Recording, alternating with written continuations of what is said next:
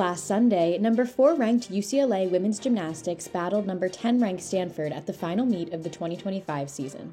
UCLA started on vault with the standout performance from grad student Shay Campbell.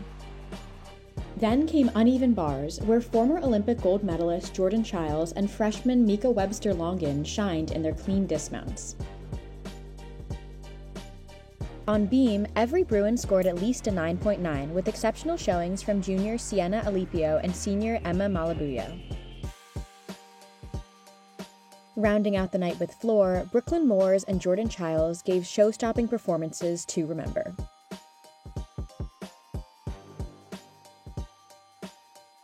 UCLA came out on top with a final score of 197.675 to beat Stanford's 197.1. But what defined this meet was not the scores. It was the community. The Bruins came together to support each other and their seniors.